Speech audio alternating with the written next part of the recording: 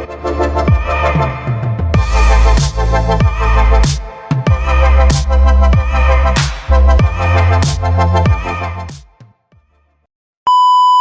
di video kali ini saya akan menjelaskan tentang apa itu ekspor dan apa itu impor. Menurut koran Tempo, ekspor adalah kegiatan menjual barang ke luar negeri, sedangkan impor adalah kegiatan membeli barang dari luar negeri. Pihak yang melakukan ekspor disebut dengan eksportir, sedangkan pihak yang melakukan impor disebut dengan importir. Sebagai contoh, Indonesia mengekspor kelapa sawit, kopi, karet ke berbagai negara seperti Malaysia, Cina, Jepang, Jerman. Artinya Indonesia sebagai pihak eksportir. Contoh lain, Indonesia mengimpor atau memberi barang seperti sepeda motor, handphone, beras, gandum dari negara lain di luar sana. Artinya negara kita juga sebagai pihak importir. Lalu kenapa kita harus ekspor dan impor barang ke negara lain atau dari negara lain? Lalu apa tujuan dari ekspor dan impor? Yang pertama, tujuan ekspor. Menurut Mekari.com, tujuan ekspor yang pertama adalah meningkatkan keuntungan perusahaan. Apabila permintaan produk suatu perusahaan itu naik, artinya perusahaan tersebut akan menjual barang lebih banyak lagi dan akan mendapatkan keuntungan yang lebih banyak lagi. Lalu kemudian yang kedua, menambah perluasan pasar domestik. Lalu kemudian yang ketiga, memegang kendali atas harga atau pasar suatu produk yang diekspor. Umumnya harga produk di pasar domestik itu cenderung lebih murah dibanding dengan harga barang yang diekspor. Dengan demikian, eksportir dapat mengandalkan harga pasaran produk. Lalu yang kedua, tujuan kegiatan impor. Tujuan dari impor. Tujuan dari impor. Yang pertama, untuk memenuhi kebutuhan domestik. Suatu negara mempunyai kemampuan sumber daya alam, manusia, ataupun teknologi yang berbeda-beda.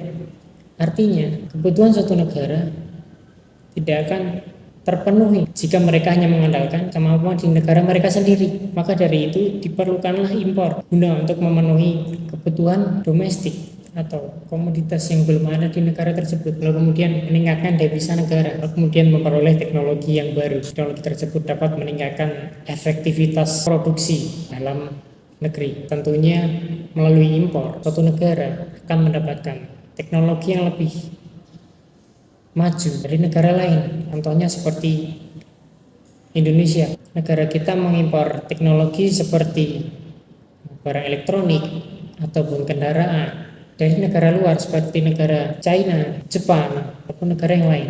Dari tujuan-tujuan tersebut tentunya akan berdampak dan akan menjadi sebuah manfaat atau keuntungan bagi suatu negara. Keuntungan atau manfaat dari ekspor dan impor. Menurut probogrid.id, yang pertama, manfaat ekspor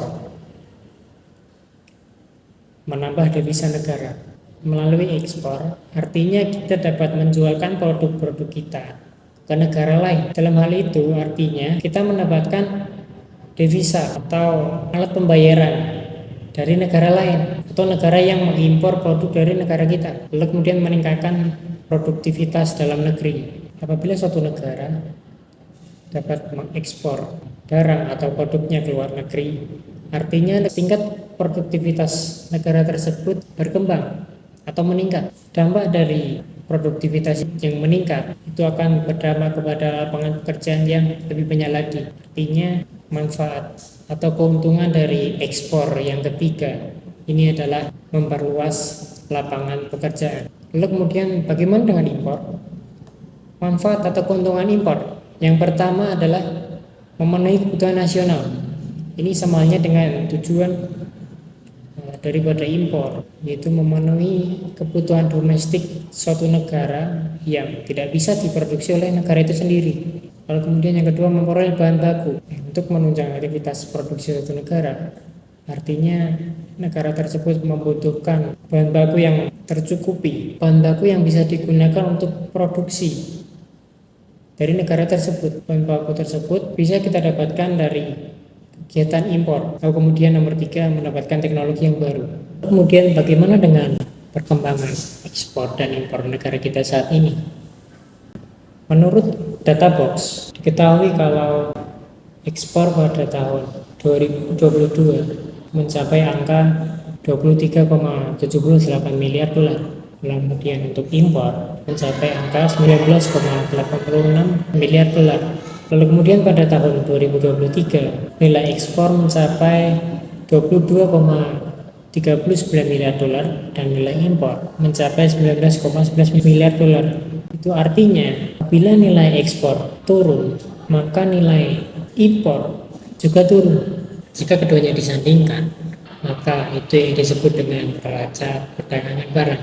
Apabila nilai ekspor lebih tinggi daripada impor, itu disebut dengan surplus. Jika sebaliknya, nilai impor yang lebih tinggi daripada ekspor, itu disebut dengan defisit. Jika menurut data perkembangan ekspor dan impor di negara kita dalam 3 tahun terakhir, cenderung mengalami surplus. Bahkan tidak ada defisit sama sekali dalam 3 tahun terakhir ini, walaupun nilainya berfluktuasi cenderung menurun. Mungkin cukup sekian video pembahasan saya kali ini. Klik like kalau suka, klik dislike kalau nggak suka. Terima kasih yang sudah menonton sampai akhir.